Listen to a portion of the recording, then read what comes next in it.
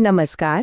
ગુજરાતમાં ઉચ્ચતર માધ્યમિક શિક્ષક બનવાનું સપનું જોનારા દરેક માટે આ માહિતી ખૂબ જ અગત્યની છે. કારણ કે વર્ષ 2026થી શિક્ષક અભિરુચિ કસોટી એટલે કે આપણી TATHS એકદમ નવા સ્વરૂપમાં આવી રહી છે.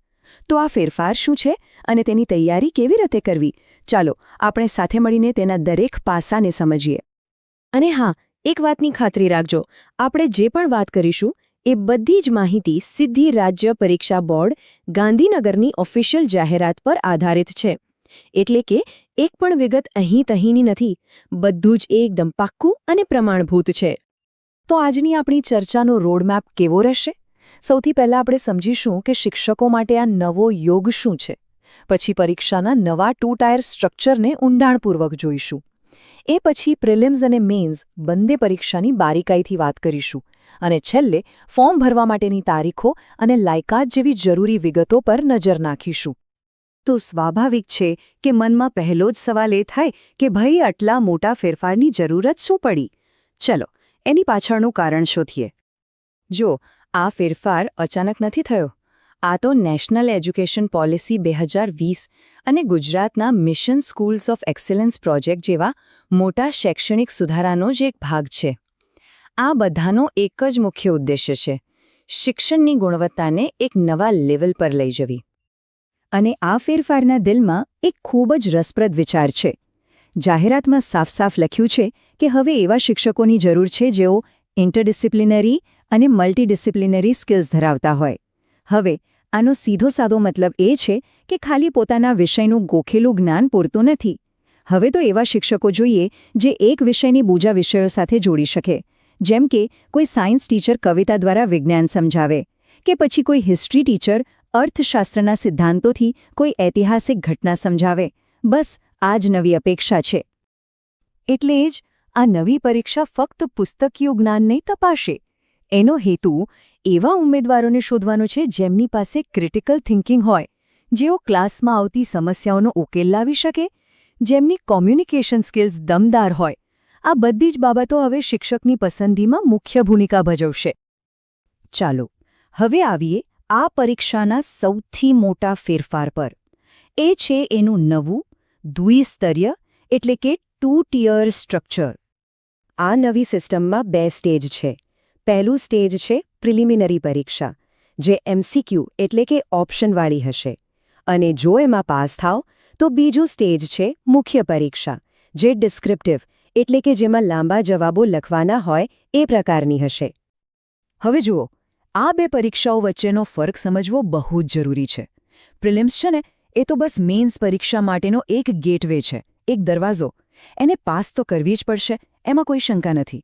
પણ યાદ રાખજો, ફાઇનલ સિલેક્શન, જે મેરિટ લિસ્ટ બનશે, એનો આખો દારોમદાર ફક્ત અને ફક્ત મુખ્ય પરીક્ષાના માર્ક્સ પર જ રહેશે.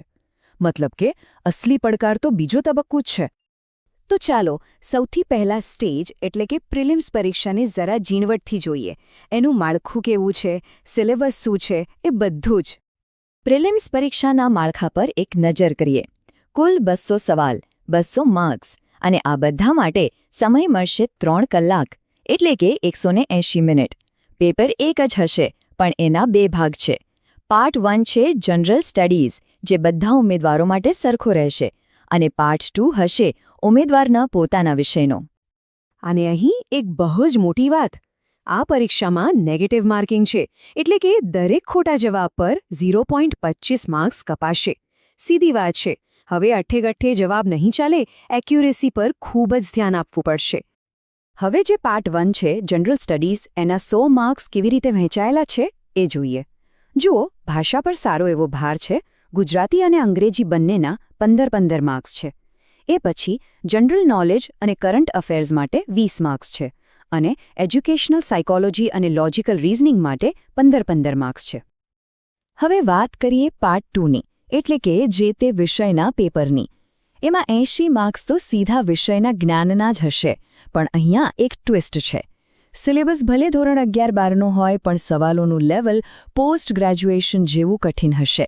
આ તૈયારી માટેનો સૌથી મોટો ઇશારો છે. બાકીના 20 માર્ક્સ એ વિષયને ભણાવવાની પદ્ધતિ એટલે કે પેડાગોજીના હશે.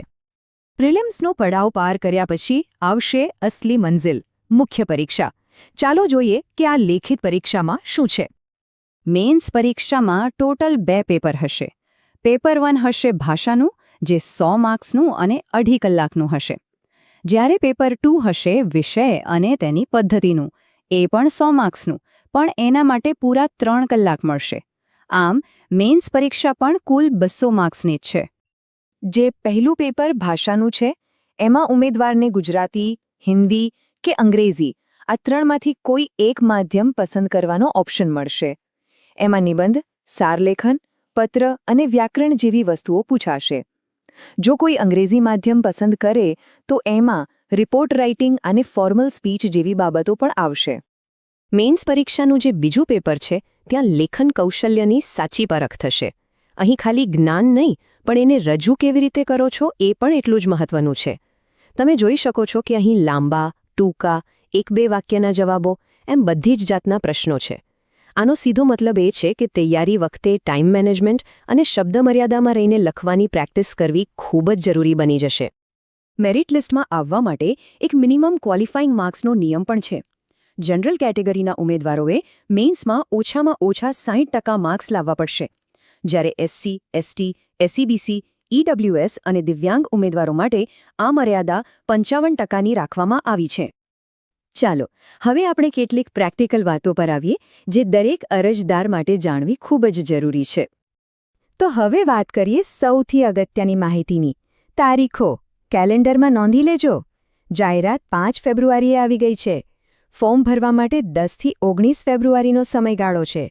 પ્રિલિમ્સ પરીક્ષા 29 માર્ચે છે અને મેન્સ પરીક્ષા મે મહિનામાં લેવાય એવી શક્યતા છે. પરીક્ષા ફીની વાત કરીએ તો જનરલ કેટેગરીના ઉમેદવારો માટે ₹500 છે, જ્યારે બાકીની અનામત કેટેગરીના ઉમેદવારો માટે ₹400 ફી રાખવામાં આવી છે. હવે કોણ અરજી કરી શકે? તો જે જરૂરી શૈક્ષણિક અને તાલીમી લાયકાત છે એ તો હોવી જોઈએ. પણ અહીં એક સારા સમાચાર છે. જે વિદ્યાર્થીઓ અત્યારે એમના અભ્યાસના છેલ્લા વર્ષમાં છે, એટલે કે શૈક્ષણિક વર્ષ 2025-26માં, એ લોકો પણ અરજી કરી શકશે. હા, પણ એમનું ફાઇનલ સિલેક્શન તો એમની ડિગ્રી પૂરી થયા પછી જ થશે. તો આ હતું TAT HS 2026 પરીક્ષાના નવા માળખાનું સંપૂર્ણ વિશ્લેષણ. હવે એક મોટો સવાલ એ ઊભો થાય છે કે જ્યારે પરીક્ષા બહુશાખાકીય કૌશલ્યો પર આટલો ભાર મૂકી રહી છે, ત્યારે ભાવિ શિક્ષકોએ સફળ થવા માટે પોતાની તૈયારીની રણનીતિ કેવી બનાવવી જોઈએ?